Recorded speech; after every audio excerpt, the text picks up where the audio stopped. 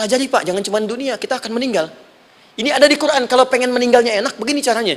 Ya kalau nggak percaya silahkan amalkan, nanti kita akan lihat di akhir. Ya, betul akan kelihatan. Quran surah ke-89 ayat 27 sampai 30.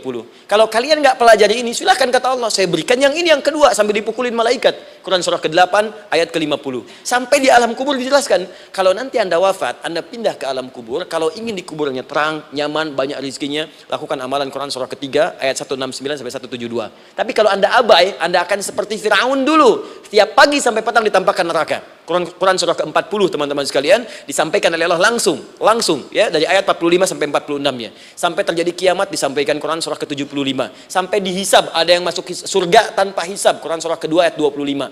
Ada yang masuk neraka tanpa hisab. Ada. Kan yang kita tahu surga aja, masuk neraka tanpa hisab ada. Quran surah 18 ayat 99 sampai dengan 100.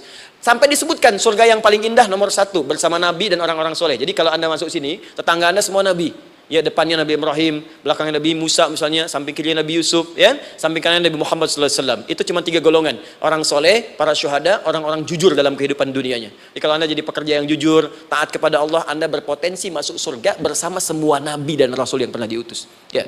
Baik, itu ada di Quran surah keempat ayat ke-69. Ada yang kedua di taman surga, Quran surah ke-51 ayat 15 sampai dengan 18. Ada yang surga seluas langit dan bumi, Quran surah ketiga ayat 133 sampai 134. Ada yang neraka yang biasa, ya, sebiasa-biasa nerakanya kebakar juga. Quran surah 4 ayat 56. Tingkat paling tinggi neraka jahanam untuk 2 golongan, munafik, ingat, munafik dan kafir. Jadi kalau Anda pun muslim, jauhi perbuatan munafik. Karena munafik akan mengantarkan langsung ke dalam neraka jahanam. Quran surah keempat ayat 140. Mana yang tidak ada? Mana yang nggak ada di Quran? Semua ada. Bisnis ada, ya, birokrasi ada, diplomasi ada, mengajar ada, ilmu ada. Karena itu saya mau tutup, jika kita ingin benar mengeluarkan petunjuk ini, seperti orang dulu pernah melakukannya, maka kata Allah melalui lisan Rasulullah turun Quran surah ke-29 ayat ke-45. Satu ini aja kita kerjakan, insya Allah ini akan beda kita rasakan. Utslu ma uhya ilaika minal kitab. Jika kalian kemudian hidup di muka bumi, maka keluarkanlah bimbingan dari Al-Quran sesuai dengan kebutuhan kita secara tematik. Utslu itu dari kata tilawah. Tilawah itu baca, pahami, amalkan. Karena itu setiap kita baca Al-Quran, di sampingnya pasti ada yang menerjemahkan supaya kita paham. Betul kan? Ketika ada yang baca Al-Quran, di sampingnya ada siapa? Ya, sari tilawah kan? Baik, sari tilawah itu bahasa Indonesia. Ya, sari, sebetulnya tilawah saja. Tapi mungkin saat yang menerjemahkan dulu pertama di Indonesia, namanya Bu Sari. Karena itu disebut sari tilawah. Ya, kalau Adi mungkin ada di tilawah gitu kan? Nah, jadi teman-teman, caranya begini. Anda keluarkan sesuai kebutuhan. Enggak semua ayat Quran mesti kita kaji. Kalau mau dari awal dari akhir, bagus. Kalau baca silahkan. Hatamkan, Nabi juga hatamkan. Tapi kalau Anda ingin ambil sesuai passion kita. Anda pebisnis, kenapa nggak mengeluarkan ayat bisnis di Quran? Teman-teman yang diperminyakan, keluarkan ayat-ayatnya ada. Quran surah At-Tur, surah 52 itu, keluarkan. Ya, wal bahrul masjur. Dan jika Anda akan melakukan eksplorasi di laut, carilah laut yang punya, nih kualifikasi begini. Yang di bawahnya ada endapan tanah yang melahirkan api, kata Allah tuh. Itu potensial ada minyaknya. Kalau yang kerja di batu bara, turun Quran surah Fatir, surah 35, ayat 27 sampai 29. Ini jenisnya. Ada yang kelihatan dari jauh, ada yang harus digali, ada yang kelihatan dari jauhnya kelihatan hijau, ada kelihatan menghitam. Disebutkan langsung. Ada. Kenapa nggak Anda turunkan dalam bentuk-bentuk tematik yang itu bagian kita? Ada yang pokok, ada yang spesifik.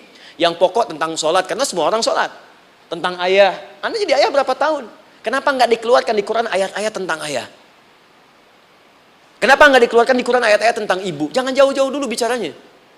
Tentang belajar. Nah, nanti eksekusinya, kalau mau cepat, buka kitabnya Al-Imam Al-Bukhari. Ada kitab hadis, saya akhiri, yang dikarang oleh Al-Imam Al-Bukhari dan sangat populer. Apa nama kitabnya? Kalau hafal saya kasih hadiah. Apa kitab Imam Al-Bukhari yang populer? Ya.